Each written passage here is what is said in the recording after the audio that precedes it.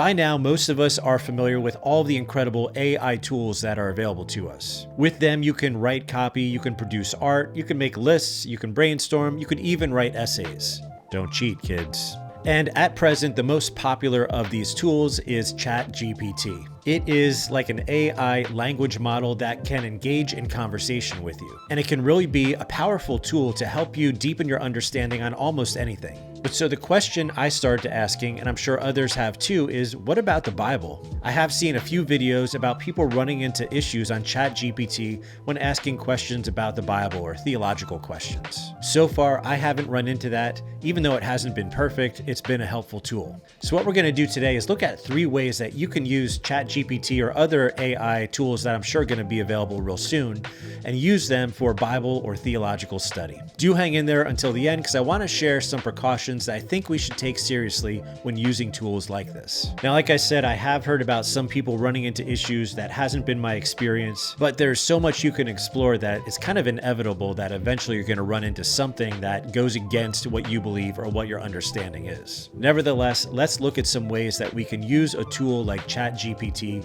to benefit our Bible and theological studies. The first one is what most people are using it for anyway, and that is to ask ChatGPT questions. One of the most straightforward and common ways to use ChatGPT is just by asking it questions about the Bible or theological topics or biblical history. So you can ask it things like, what does the Bible say about forgiveness, or how does the Bible define love? And what ChatGPT will do is generate a response from its knowledge to hopefully give us some new insights or perspectives on the topic that we're looking at. Let's take a look at some real examples. So recently I've been really kind of digging into Reformed theology, and so we'll ask a question about that.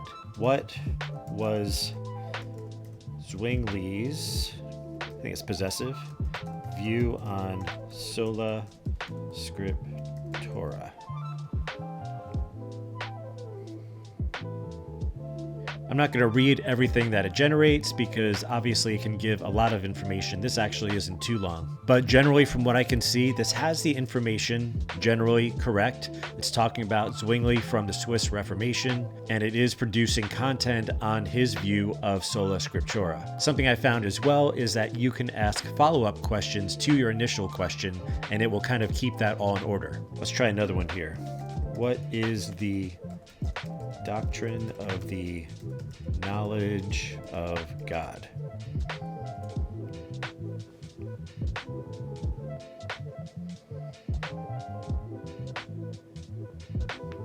So right away it's talking about epistemology. That's pretty smart. It says here it deals with questions related to the nature of knowledge, truth, and belief, as well as the relationship between God and human beings. Okay, good first answer there. I know, I'm a dork. These are the sort of things I look up.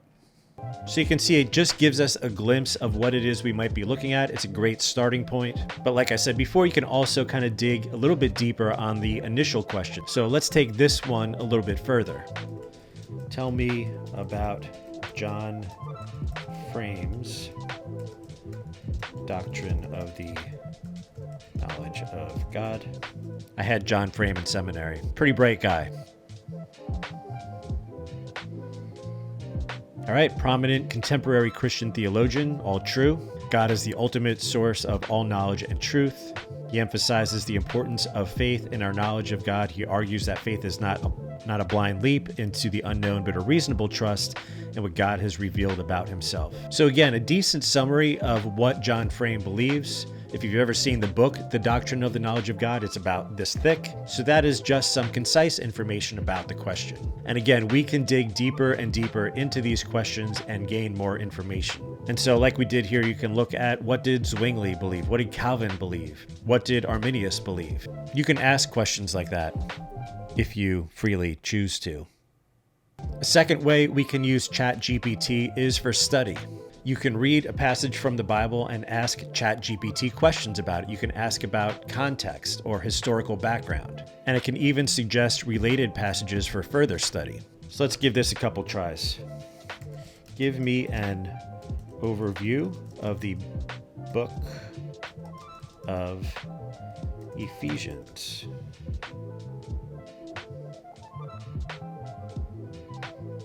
It's written by the Apostle Paul to the church in Ephesus, modern-day Turkey. It's divided into two main sections. Paul emphasizes the central role of Christ in the Christian faith, the importance of believers being rooted in him. So again, a nice quick summary that if we wanted to, we can ask further questions and get more details. Let's try something a little more specific. What does Romans 12, 1-2 in the Bible, let's clarify, mean?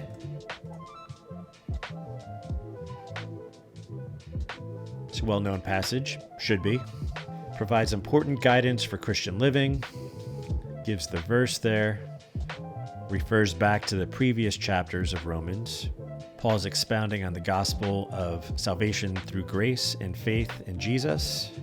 So yeah, that's actually even a little bit more than the summary of Ephesians. So not bad. I mean, so far it doesn't seem anti-Bible or anti-Christian. And so clearly you can do that with any verse in the Bible and get a good overview. Then one last way that we can use ChatGPT is for reflection. We can reflect on a passage or our own thoughts or feelings about a passage in the Bible. And what it can do is just help you get some new insights and perspectives on what it is you're thinking. So one way we could do this is ask a question like, I feel like I need to confess my sin. What does God say about this in the Bible? Now, I keep on putting in the Bible just because I'm not sure if it does recognize when I say God, if it's understanding that as the God of the Bible. Now, it's thinking about this one. I have had times where it does kind of delay like this, or where you can't even ask a question because there's so much demand. I think as more and more AI tools become available, that will be less of a problem. So yeah, it's kind of struggling here. Confession of sin is an important aspect of the Christian faith, and the Bible provides guidance on this topic. Here's a few verses that speak to confession of sin. Thanks, ChatGPT, for dragging out my video. All right, I may end up speeding this up.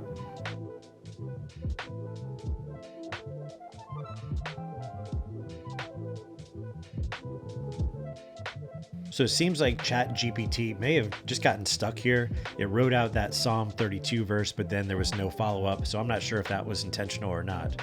I'm tempted to kind of cut this out, but this is the reality at present of using a tool like this. But regardless, you get the general idea. You can use a tool like this to reflect on your own thoughts and feelings about a Bible verse or something Bible related. Now, maybe what it gives you will be helpful, but I wouldn't put too much weight on its response. So maybe for you, these are obvious ways of using a tool like this. I know for me, I kind of had to see some examples of other people using it to understand how I can use it. But I do have some cautions about this that I think we all need to take seriously. Obviously, tools like this are going to be around. They're not going anywhere, and they're just going to get more powerful over time. As a Christian, I don't think our view should be to avoid it or condemn it, but rather, how do I use this in a wise way? And so here's two kind of cautions or ideas to think about when using tools like this. Number one, even though this is a computer, it's AI, I don't think we should put our faith and trust in what ChatGPT or other artificial intelligence tools are spitting back at us. Our source and foundation always needs to be Scripture itself. So use this for the insights it provides,